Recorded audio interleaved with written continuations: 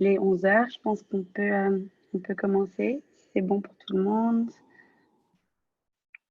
Alors, bonjour à tous et bienvenue. Merci de nous rejoindre aujourd'hui pour ce webinaire. Donc, nous allons voir comment adapter votre stratégie de contenu en période de crise.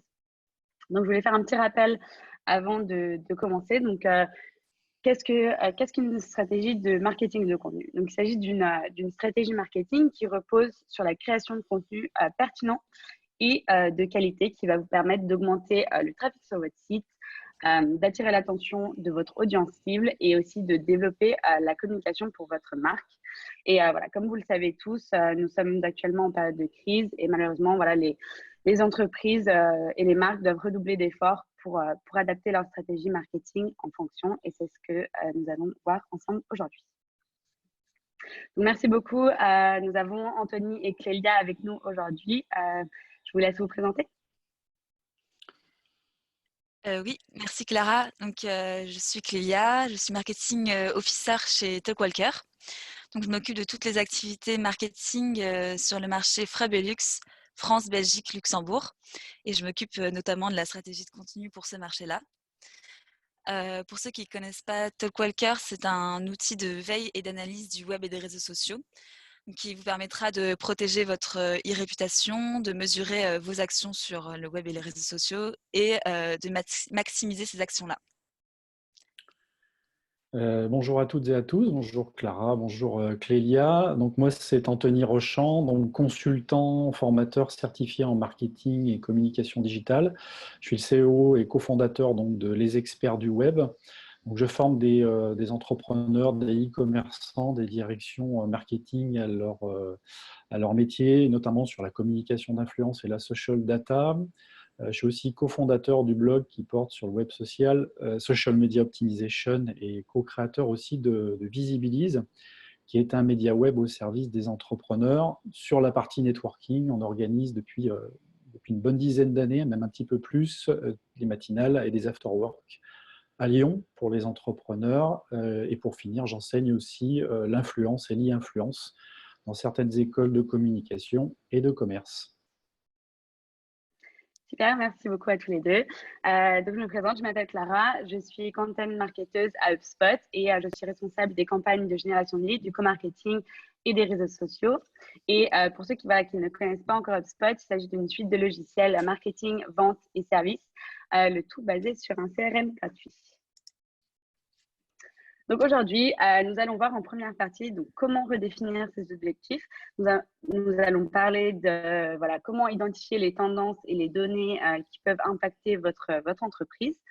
Ensuite, en deuxième partie, nous allons voir comment adapter sa stratégie de contenu et notamment comment l'adapter aux nouveaux besoins des consommateurs. Et ensuite, nous verrons les bonnes pratiques en gestion de crise et nous allouerons du temps aux questions à la fin. Donc, je tenais à souligner que l'enregistrement et les slides seront envoyés après le webinaire. Donc, pas de souci à ce niveau-là.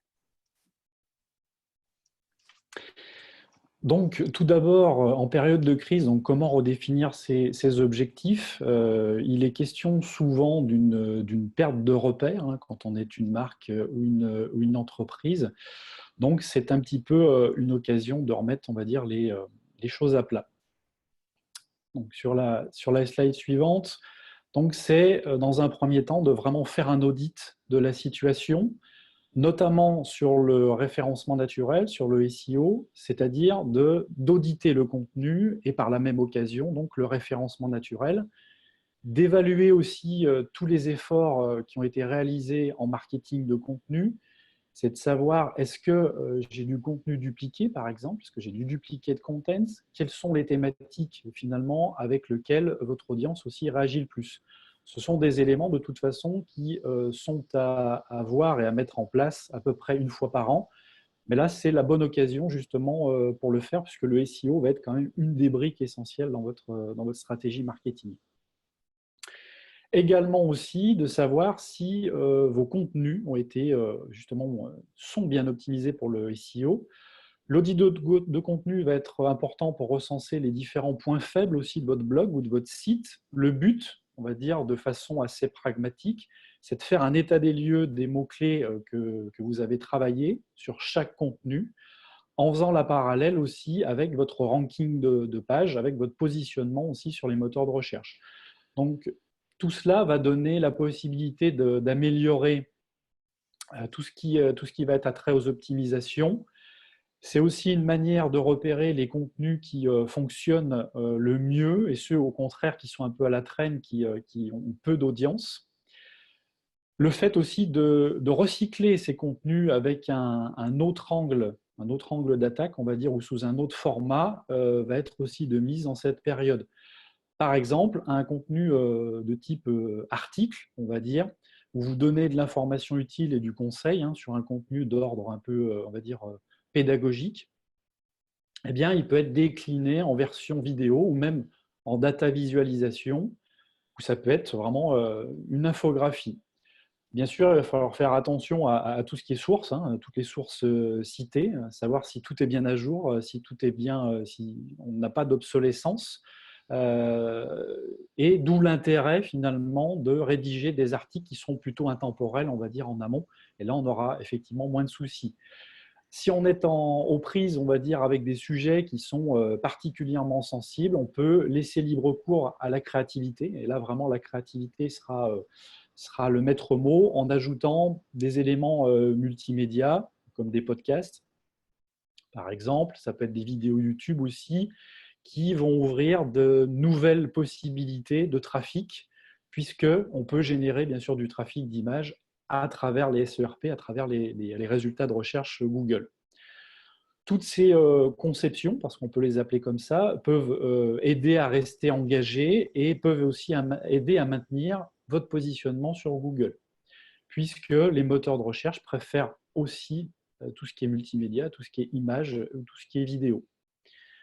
Donc, savoir si les contenus si tous ces contenus peuvent s'adapter au contexte va être assez crucial, sachant aussi que si vous donnez de l'information utile, vous avez un petit peu moins de chances de vous tromper, on va dire, dans la teneur du message.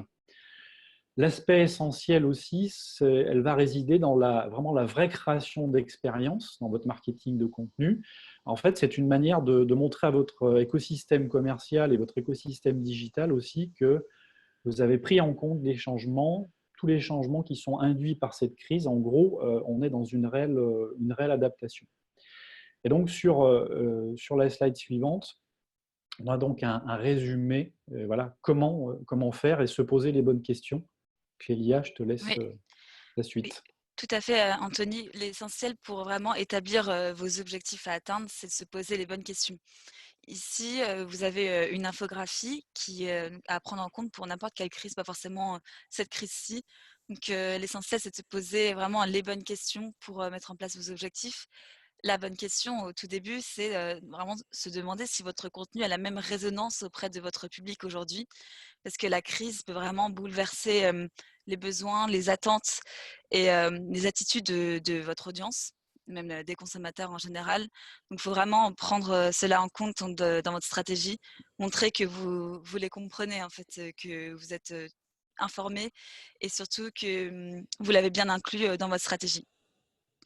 Donc ici, si on voit que votre contenu a la même résonance auprès de votre public aujourd'hui, vous devez vous poser ensuite la question de est-ce que j'ai la possibilité d'adapter mon contenu à la crise ou si ce n'est pas le cas, est-ce que du coup je peux quand même le publier? Donc question cruciale, donc c'est un peu tous se poser cette question-là pendant la crise actuelle notamment.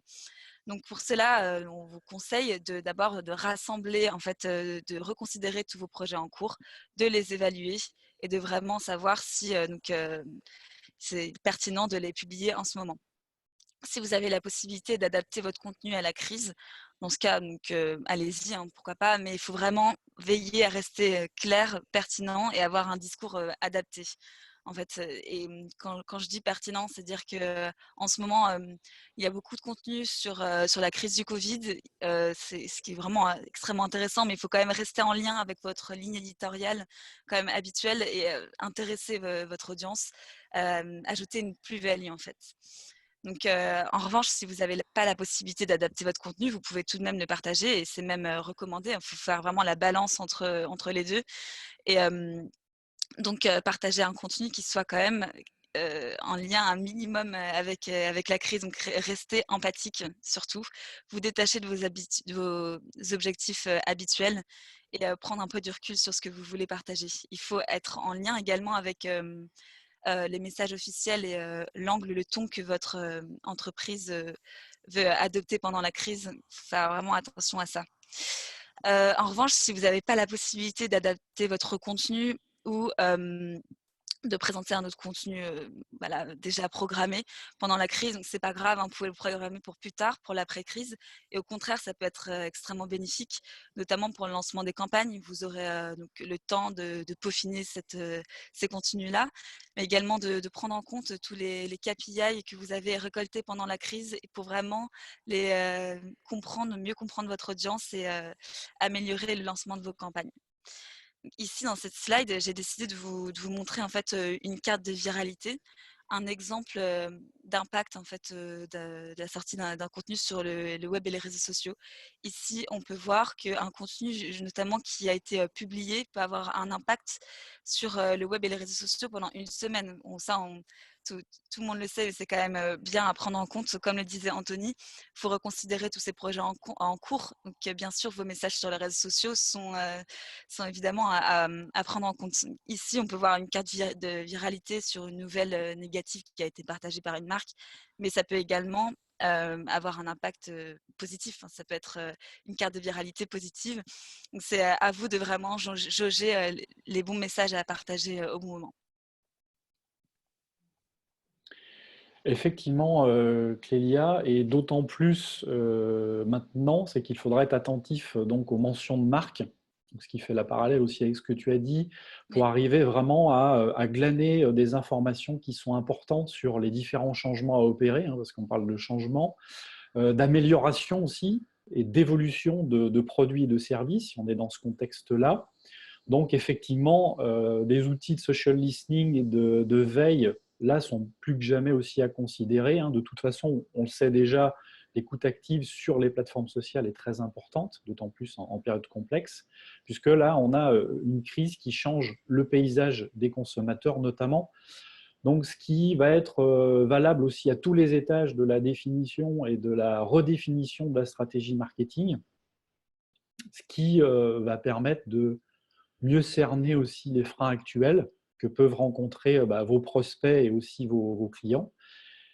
On va plus facilement redémarrer sur des bonnes bases et dégager des insights consommateurs, vraiment en tirer des enseignements assez solides, et ce qui va permettre d'affiner la stratégie et aussi de clarifier la vision et la vision des produits et des services qu'on peut avoir. C'est un moyen aussi de permettre d'aligner les différentes fonctionnalités aussi, si on est dans cette logique-là, et de sortir aussi de nouvelles fonctionnalités pour s'adapter justement à cette crise.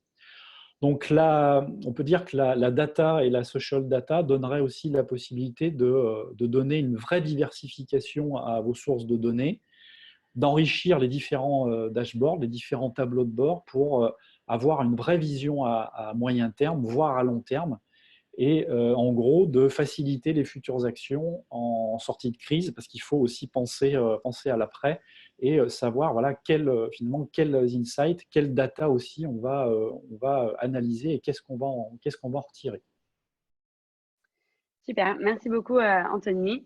Donc maintenant, on va passer, voilà, on va parler encore plus de données. Donc, HubSpot a créé un outil pour mesurer donc, toutes les données et l'impact du Covid-19 sur les entreprises.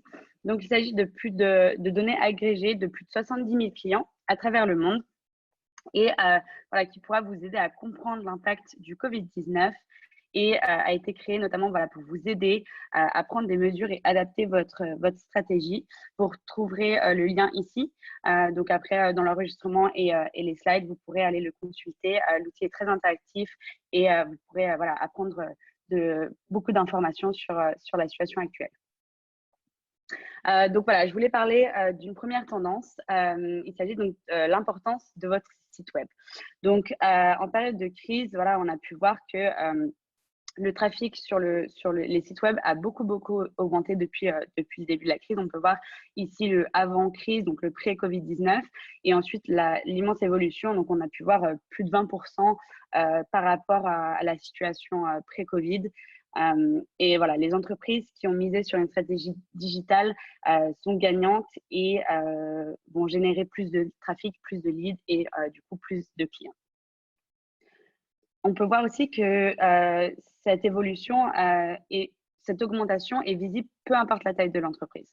Donc, on peut vraiment voir avant, toutes les tailles d'entreprise sont plutôt au même niveau. Et ensuite, il y a une évolution voilà, sur toutes les tailles d'entreprise. La deuxième chose à souligner, c'était voilà, l'importance et les records de la portée du marketing en ce moment.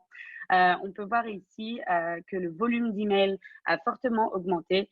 Donc, il s'agit donc des emails de soutien, des annonces de mesures, des choses comme ça.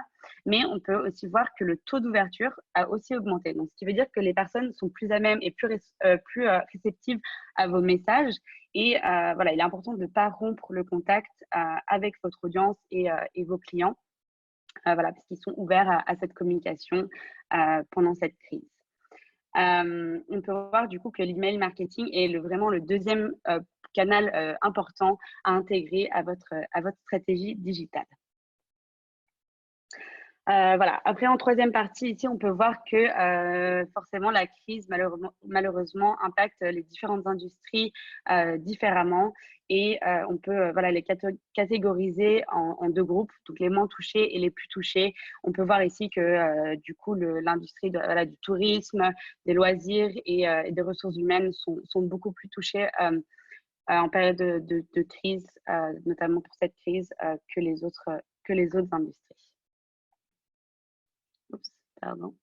Voilà, ça c'est l'outil que vous pourrez aller consulter après le webinaire. Voilà. Donc, qu'est-ce que ça veut dire pour vous? Donc, tout d'abord, utilisez votre site internet dans votre stratégie digitale, pas uniquement comme un site vitrine, mais voilà, pour une vraie ressource où vous pouvez partager des informations importantes durant cette crise, mais aussi pour préparer l'après-crise, comme Anthony l'a mentionné tout à l'heure. Ne rompez pas le contact. Donc, les clients sont toujours ouverts à interagir avec vous et communiquer avec votre entreprise. Et enfin, continuez à partager du contenu qui offre une valeur ajoutée à vos clients dans cette période, donc plus à même de découvrir des contenus pertinents. Et donc, ce qui nous amène à l'adaptation de la stratégie. Donc, ce qu'il faut bien voir, c'est que on peut être tenté de surcommuniquer ou de sous-communiquer, de se montrer moins présent. Ça ne sera pas la solution dans tous les cas. Ce sera une vraie adaptation du message, surtout, qui sera la clé. Et donc, on aura effectivement des changements donc, à effectuer sur les différents canaux, notamment les valeurs et l'éthique de l'entreprise, de la marque, seront à mettre en avant vraiment dans ce cadre. Ce sera aussi, il y aura une importance assez cruciale aussi de rassurer son audience et ses clients. On a de nombreuses personnes qui se posent des questions, bien sûr. Il s'agit là vraiment de les rassurer, parce qu'on parle vraiment de fermeture d'établissements, de fermeture de boutiques. On a des délais qui sont rallongés, il y a d'attentes, des modifications d'horaires, etc. Donc, des changements à mettre en exergue. Donc, il va être important d'avoir une communication plutôt ouverte sur les plateformes sociales, justement pour aider à solidifier la bonne compréhension de la situation. Surtout aussi d'arriver à préserver le lien, la relation, on va dire, avec les partenaires, avec les clients.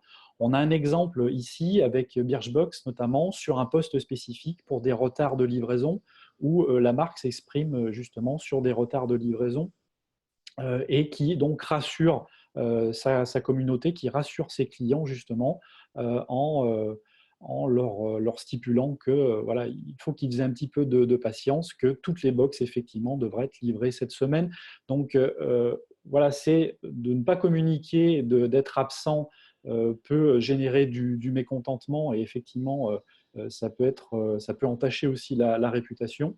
Voilà, il faut être là, il faut être présent et vraiment mettre en exergue une communication assez positive, même dans ce cadre-là, et vraiment mettre en place vraiment des postes spécifiques, notamment là pour des retards de livraison.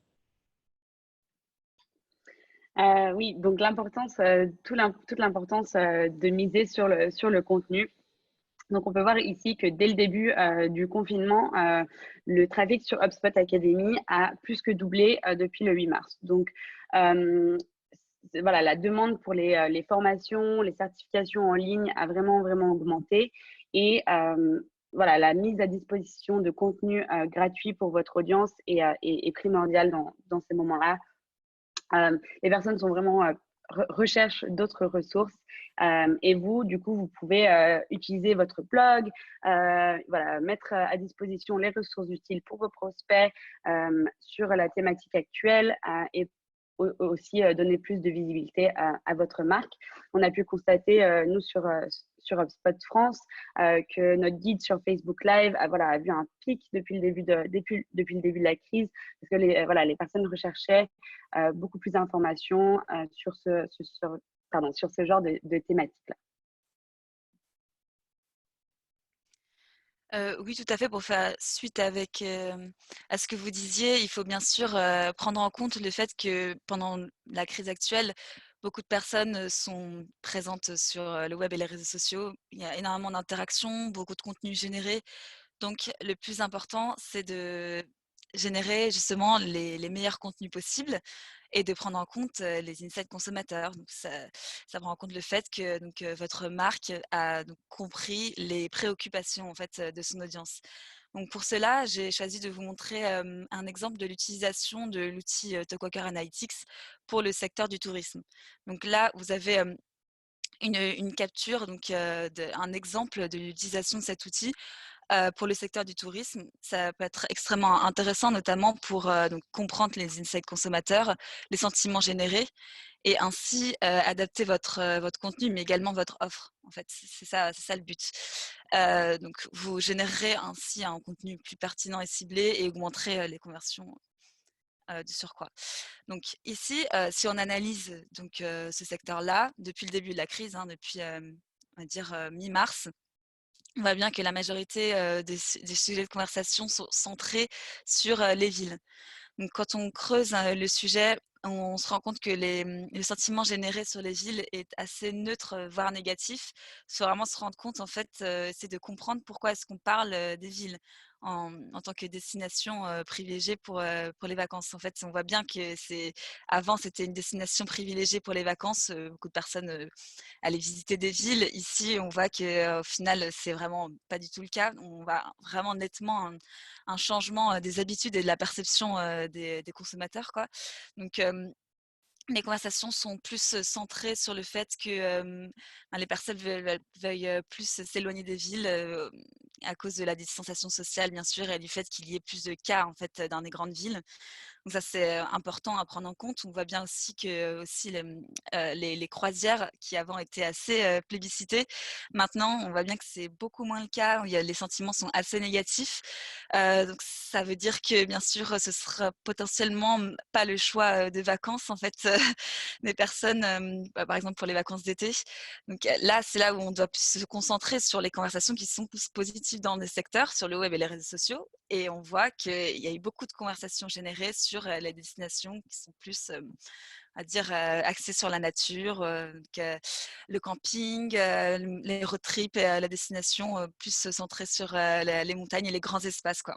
Donc, ça peut être assez intéressant pour vous de générer un contenu qui soit en lien avec ce phénomène-là. C'est quand même assez intéressant et également pour les professionnels du secteur d'adapter en fait leurs offres à la situation actuelle.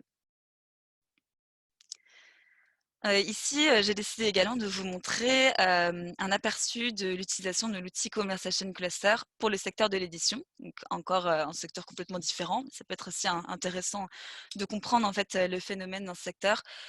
Conversation Cluster, c'est un outil de visualisation des données pour vraiment vous aider à identifier et à comprendre instantanément les insights autour d'un sujet précis.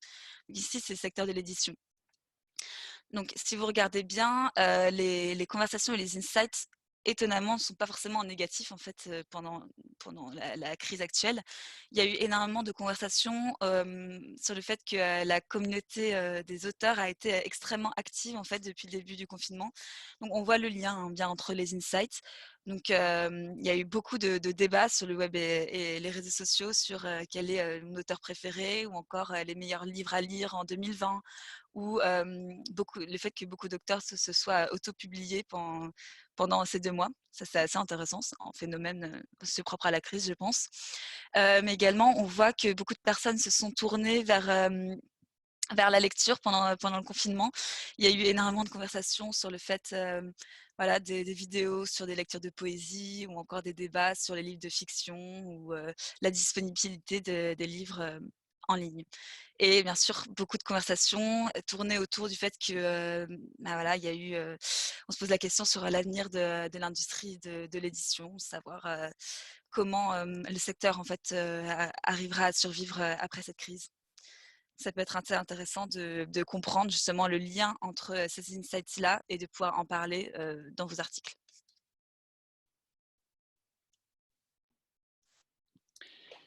Donc effectivement, ce qui va induire donc un changement de paradigme, changement de comportement aussi des consommateurs dû à cette crise, ce qui va aussi avoir des répercussions sur le contenu en tant que tel et sur le messaging, et notamment sur les changements d'horaire. Donc les changements d'horaire en termes de posts peuvent être à opérer sur les différentes plateformes sociales. On peut effectivement revoir les horaires. On le sait déjà que de toute façon, réadapter son messaging sur chaque réseau social. Chaque réseau social a sa cible, a ses objectifs, mais il va être bon de davantage personnaliser son message, on va dire, sur chaque plateforme. Le même contenu, oui, mais décliné de façon différente. On va par exemple proposer davantage de questions ouvertes, par exemple sur Facebook, ce qui va servir aussi à créer de l'interaction, ou moins éditorialisé et plus court, par exemple sur Instagram. Donc il va être nécessaire de bien connaître son persona ou ses personas, de l'enrichir, bien entendu, donc avec toutes les données, tous les insights notamment. La social data va être un bon moyen pour enrichir ce persona et donc de se mettre sur la voie, on va dire, du bon messaging à la bonne audience. Le message devra de toute façon correspondre à un objectif, c'est-à-dire informer, convertir, etc. Une des clés va être la variation du contenu et donc du messaging, c'est-à-dire que voilà, plus vous allez varier aussi le contenu, plus vous allez mettre en place une vraie proposition de valeur. Donc revoir les horaires des publications, donc c'est de savoir quand est-ce que vos fans et vos followers sont présents et de savoir en fait aussi à quel moment. Donc ces changements d'horaire, on l'a évoqué un petit peu, peuvent être opérés. Donc sur Facebook, un exemple avec les pages entreprises, c'est de vraiment identifier les glissements d'horaire, comme on peut le voir là, par exemple, sur la dernière période, hein, sur une des pages que l'on anime, avec une thématique marketing. On voit qu'on a dû décaler effectivement les publications d'environ 2 heures. On a des jours de connexion qui ont changé. On s'aperçoit là qu'il s'agit du lundi et du vendredi, où ils sont le moins connectés, en lieu et place du mardi et du vendredi, avec le pic qui est un peu plus marqué, on va dire, en général à midi, ce qui veut dire que de façon assez pragmatique, il sera nécessaire de poster dans ces horaires, sans oublier bien sûr que les publications Facebook ont une durée de vie moyenne de 5 heures. Donc il faudra aussi s'adapter en fonction des horaires, parce que les horaires changent, les horaires évoluent. c'est de savoir aussi, on en a un petit peu parlé tout à l'heure, de savoir si les postes que vous pensiez programmer aussi sont toujours d'actualité dans cette période complexe. Souvent, il va falloir revoir le planning de contenu. Tout ce qui va être contenu vraiment à caractère publicitaire vont être à éviter. Donc encore une fois, hein, c'est de l'information utile en lien avec votre métier, en lien avec votre service, qui va être vraiment nécessaire de diffuser. À déprogrammer aussi tout ce qui est publication, toute publication qui pourrait être à contre-courant de la situation, bien entendu.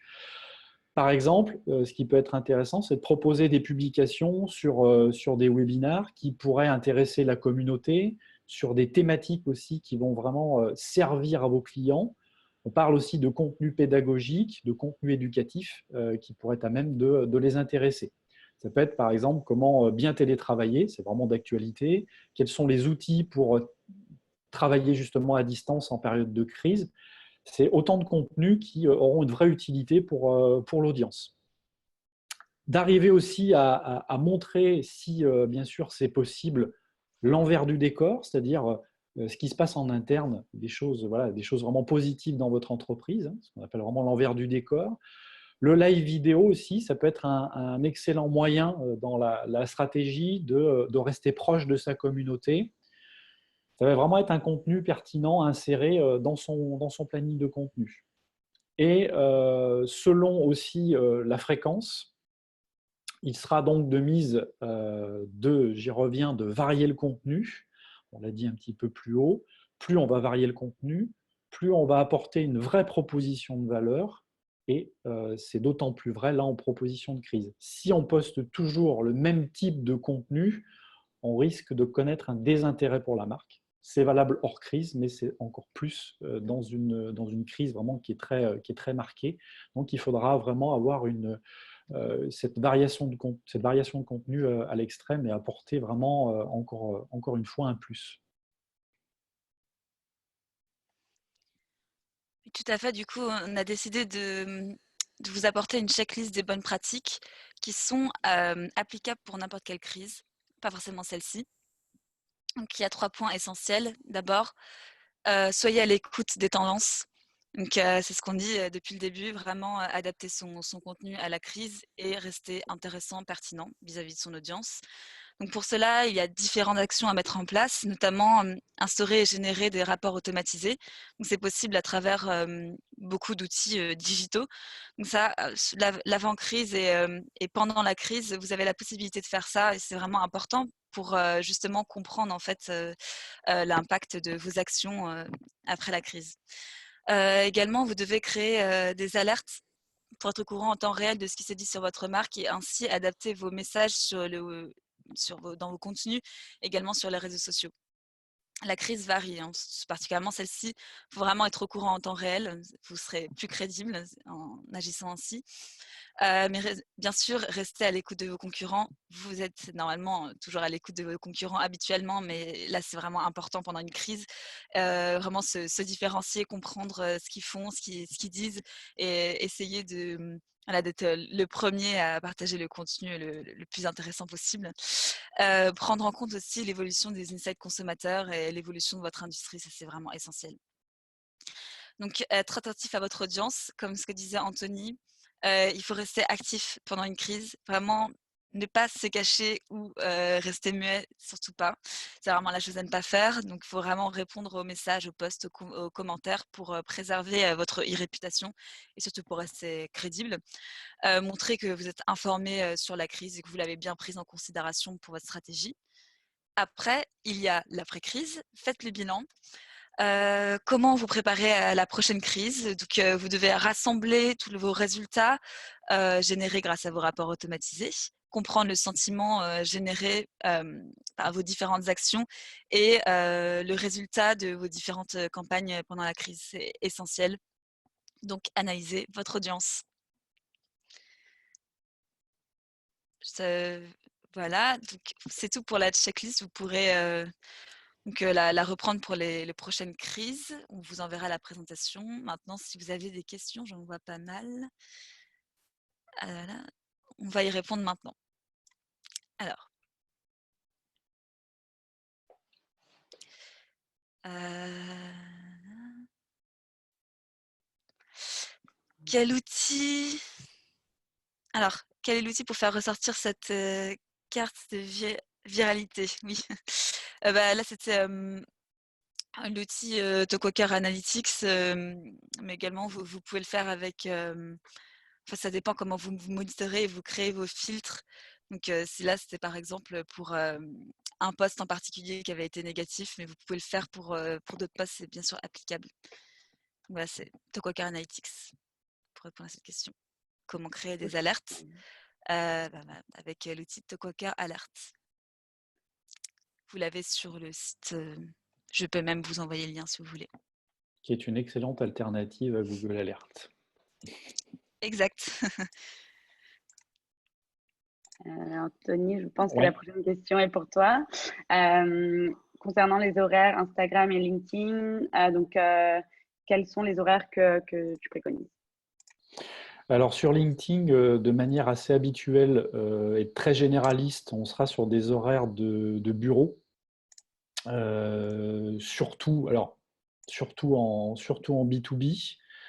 Là, actuellement, alors tout dépend de l'activité, bien sûr, tout dépend du secteur d'activité. J'ai envie de dire aussi, les horaires, les meilleurs horaires seront les vôtres. C'est-à-dire qu'il va falloir aussi tester. C'est un petit peu comme si on redémarrait, agir un peu en test and learn et voir quels sont les meilleurs horaires qui finalement répondent le mieux et avoir suffisamment de recul pour savoir finalement dans quelle tranche horaire poster. En règle générale, là, actuellement, nous, on s'est aperçu aussi d'un glissement d'horaire sur LinkedIn.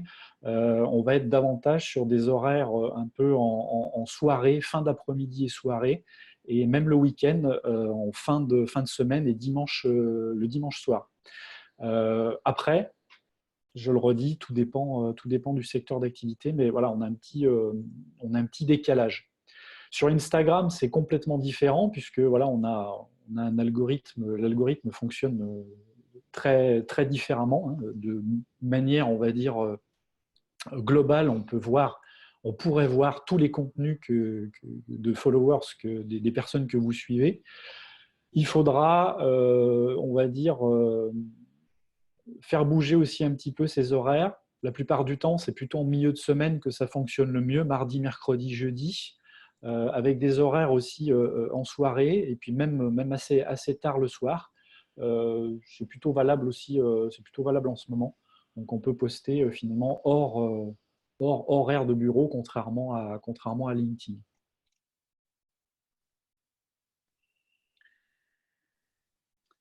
Alors, Prochaine question, quelle est la durée de vie moyenne d'un post LinkedIn? c'est très, très aléatoire, la durée de poste. En fait, tout va dépendre aussi. Il y a plusieurs facteurs, en fait. C'est dû aussi à l'algorithme qui va prendre en compte la fraîcheur du contenu, qui va prendre en compte la présence d'un lien. Et aussi, c'est le premier like qui va être le plus difficile à obtenir aussi, qui va donner un peu là et qui va permettre aussi de viraliser les choses. Donc ça peut être quelques heures, ça peut être 24 heures, tout dépend, puis tout dépend de la nature aussi du poste. Euh, c'est assez, ça peut être très très variable en fait.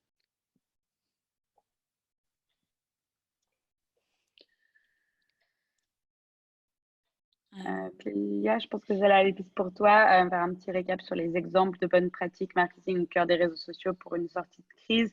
Je pense que je vais mettre la slide de. La question, tu l'as vue dans le chat, c'est ça? Oui, il me semble qu'elle est dans le chat, oui. Ok. Très bien. Alors, un petit récap. Alors, ça, c'est un exemple de bonne pratique à mettre en place pour tout type de crise. Après, donc, je vous ai parlé des principaux outils de Talkwalker et il en existe d'autres, bien sûr. L'essentiel, vraiment, ce qu'il y a à prendre en compte, c'est de mettre en place des alertes. Surtout pendant une crise, beaucoup de choses sont dites sur votre marque. Et parfois, là, il y a des questions sur les fuseaux horaires, même quand vous n'êtes pas forcément actif. D'autres messages peuvent être générés sur votre marque. Donc, il est essentiel de protéger votre e-réputation en mettant en place des alertes que vous avez préalablement paramétrées. Et également, on parlait de KPI. Anthony parlait de KPI, de rapports automatisés. Ici, vous pouvez justement, en fonction de vos objectifs, générer des rapports automatisés par rapport aux KPI tout simplement qui vous intéressent. Pour les contenus, ça peut être par exemple le taux d'ouverture, taux de conversion, également le temps que des personnes passent sur votre landing page, sur votre page, sur votre article de blog. Ça peut être intéressant de monitorer ces informations-là pour comprendre en fait si le contenu était pertinent et s'il a intéressé votre audience. Ensuite, pour faire un autre petit récap, on peut prendre en compte aussi les insights des consommateurs et l'évolution de l'industrie. Ça, c'est une stratégie quand même que vous devez mettre en place tout au long de l'année, pas forcément pendant une crise. Mais pendant la crise, c'est très important. Il y a des marques qui peuvent se tromper, qui ne comprennent pas vraiment en fait l'état de leur secteur, vraiment les préoccupations de leur audience. C'est hyper important, surtout pendant la crise du Covid. Les préoccupations ne sont pas les mêmes, donc il faut prendre en compte ça. Et préparer, bien sûr, votre bilan d'après-crise. C'est essentiel. Là, je vois une autre question dans le chat. Pour une activité de conseil, quels outils préconisez-vous pour s'adapter aux distanciations sociales? Ok. Exemple, réunion des équipes commerciales. On me dit que Zoom n'est pas forcément sécurisé. Qu'est-ce que vous en pensez? En fait, Zoom a annoncé justement le chiffrement de bout en bout de ses communications. Donc, en principe, il n'y a pas de souci particulier avec Zoom. Oui, nous aussi, on utilise Zoom tous les jours, ça marche très bien. On l'utilisait même avant le télétravail. Je crois que ça marche plutôt bien. Oui, moi aussi. Ouais. Pour les réunions avec les équipes commerciales et vraiment travailler en mode collaboratif, Slack est très bien adapté avec Daily notamment, qui est l'outil de visio qui est intégré dans Slack. Et ça fonctionne très très bien et c'est vraiment très intuitif. Je reviens juste à une question. Pour les fuseaux horaires, il me semble, oui, Anthony, que tu as mentionné tout à l'heure, c'était fuseau horaire du Pacifique ou le nôtre? Alors, c'est fuseau horaire par défaut, c'est fuseau horaire pacifique qui est dans les statistiques. Après, il y a une configuration à faire dans le compte publicitaire, justement, où on peut changer le fuseau horaire. Mais de base, c'est pacifique, effectivement.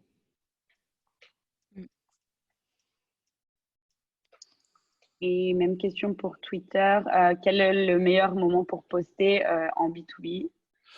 Il n'y en a pas. Il y en a pas. Encore une fois, les horaires seront les vôtres par rapport à, on va dire, les tests que vous aurez pu réaliser. Nous, on s'aperçoit, alors de manière pareille très généraliste, que on est plutôt sur le matin avant 9 heures, c'est là que tout se passe en ce moment, et le soir entre 18h et 20h. Après, c'est pareil, bon là, on parle effectivement de B2B, ce sera sur des horaires comme ça. Après, sur le B2C, j'aurai un petit peu moins de recul, puisque voilà, on a effectivement moins de clients sur le B2C, mais effectivement, il faudra faire des tests aussi, et probablement qu'il faudra poster peut-être aussi plus tôt le matin et un peu plus tard le soir. Et c'est vrai qu'en ce moment, nous, c'est ça, c'est entre 7h30 et 9h, c'est là où on a la meilleure viralité, le meilleur répondant en termes on va dire, de réponses et de retweets. Et entre 18 et 20h30, pareil, là, on a un retour vraiment des professionnels et qui retweetent, qui répondent et qui sont actifs. Ouais, ça doit être en lien par rapport au fait que beaucoup de personnes sont en télétravail et aussi s'occupent de leurs enfants qui n'ont pas école. Absolument. Ouais, ça a bien changé les habitudes, ça. Je vois une question. Le tourisme international étant très impacté, que conseilleriez-vous comme conseil de communication B2B, sachant que la reprise des voyages vers l'étranger via les agences de voyage ne redémarrera pas au mieux avant cet automne.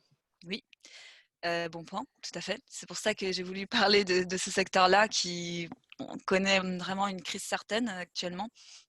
Alors, comme conseil de communication, moi ce que je pourrais... Oui. Oui, non, pardon, c'était juste pour rebondir là-dessus et dire, avoir une communication empathique. Je pense que empathique et transparente, voilà, vous aidera forcément dans cette situation-là, même si, voilà, jusqu'à l'automne, on va dire, on ne sait pas ce qui se passe, mais voilà, ça reste un fil conducteur pour toutes les communications. Et comme on a pu le voir, voilà, l'audience, elle est réceptive et de peut-être surcommuniquer, d'être transparent, je pense que c'est primordial. Exact. On va faire une communication qui est en lien avec l'actualité parce qu'on a bien vu que les mesures étaient en constant changement en fait. Bien sûr, les mesures du gouvernement changent en fonction de la situation, en fait, l'évolution de la situation. Donc, elle n'est pas forcément au courant en temps réel de ce qui se passe. Donc, c'est là où ça peut être intéressant, hein. C'est-à-dire que grâce aux alertes, vous serez au courant en temps réel de ce qui se passe et vous pourrez communiquer ces informations-là à votre audience. Vraiment, c'est un exemple pour les congés de cet été où personne ne savent pas justement quelle décision prendre, où aller, comment, quel type de voyage. Donc c'est là où peut-être vous pourrez avoir un certain rôle à jouer, communiquer vraiment les bonnes pratiques. Par exemple, éviter de considérer que le voyage à l'étranger est possible. A priori, ça ne va pas être le cas. Ou encore, oui, voyager dans des grandes villes, c'est pas non plus conseillé, vu qu'il y a pas mal de cas. Voilà. Et peut-être privilégier un voyage dans des grands espaces, plus à la montagne, privilégier le camping, ce genre de choses. Ça peut être intéressant. Donc des alternatives en fait. Ça pourrait être sympa à partager.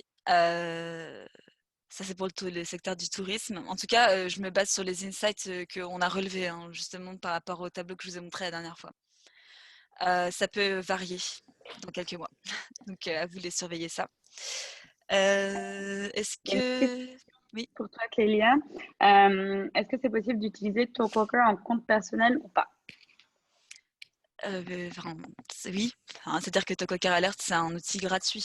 Donc oui, vous pouvez l'utiliser pour un compte personnel. Après, ça dépend bien sûr de votre budget mis à disposition. De quel outil vous intéresse le plus en fait. Donc pour les cas plus personnels, ce qui est plutôt recommandé, c'est Quick Search et Talkwalker Alert. Après, ce sera plus pour les professionnels, c'est certain. C'est plus intéressant pour les professionnels. Question pour l'événementiel. Que conseilleriez-vous pour garder le contact dans le secteur événementiel international B2B? Je ne sais pas ce que vous en pensez. Anthony, Clara. Ouais, non, je pense que sur ça, voilà, c'est évidemment une période difficile pour beaucoup de secteurs, beaucoup d'entreprises. Mais voilà, peut-être commencer les événements virtuels, faire plus de webinars, voilà, communiquer avec votre audience, faire des lives, voilà, pour garder l'engagement et communiquer avec vos partenaires, etc. Mais c'est vrai que l'aspect virtuel est de plus en plus, va être de plus en plus utilisé par mesures de sécurité aussi, voilà, pour éviter les rassemblements.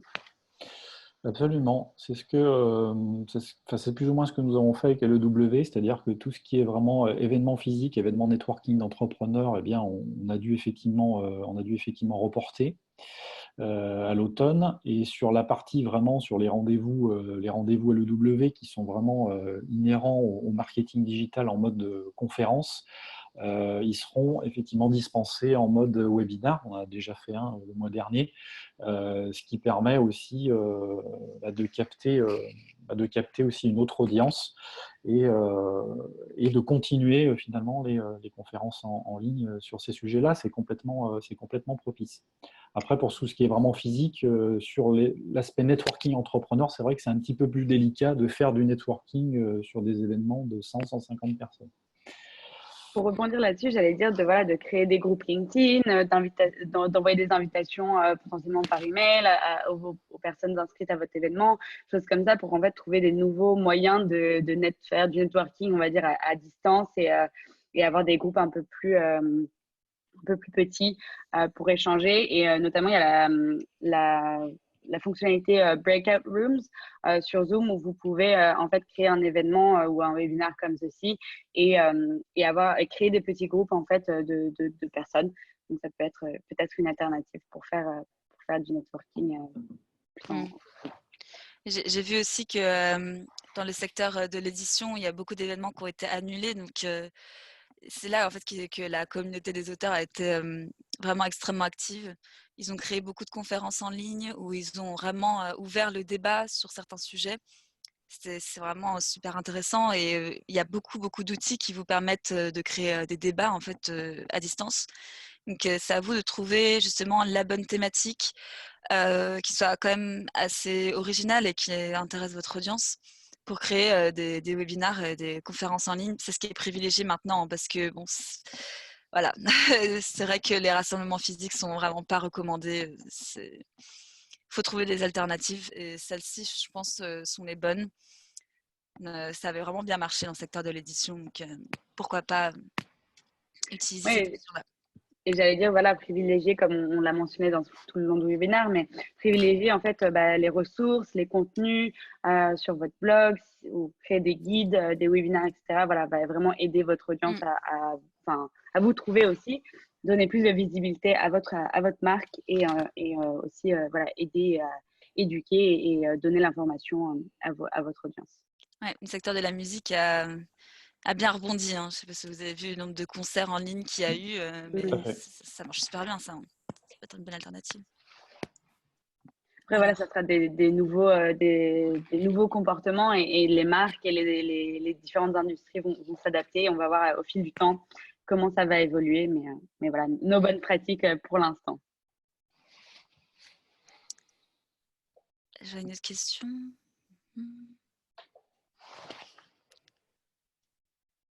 La question de réouverture des boutiques montre que les habitudes des consommateurs n'ont pas vraiment changé. Oui. Quels sont les angles de communication prioritaires pour vous, sachant que nous sommes une TPE textile made in France? La notion du consommer local. C'est une question assez spécifique. Bon. Bah, je pense que là, encore une fois, vous pourrez axer votre communication avec l'actualité. Donc, en effet, adapter votre communication sur le fait que maintenant, vous avez la possibilité, en France en tout cas, hein, de réouvrir vos magasins. Donc, oui, peut-être informer votre audience du fait qu'il y ait telle ou telle boutique qui est rouverte. Ça peut être pas mal. Mais également, même si elles ont rouvert, de peut-être leur dire quels sont les bons gestes barrières à adopter. Il ne faut vraiment pas l'oublier, quoi. Rester prudent. Voilà, le bon axe de communication à adopter. Oui. Ce qu'on a dit tout à l'heure, je pense que c'est la réassurance aussi, rassurer ses consommateurs, et comme tu viens de le dire, effectivement, sur tout ce qui est sécurité, gestes barrières, et vraiment axer là-dessus, et arriver à justement prendre en compte les nouveaux besoins des clients. Et je pense qu'effectivement, ça passe par là. Et de donner aussi, de donner vraiment de l'information utile plus que de l'autopromotion. L'autopromotion ne fonctionne plus de toute façon et davantage en période de crise. Donc, il faut vraiment être sur de l'info utile et nettement moins sur l'aspect vraiment commercial des choses.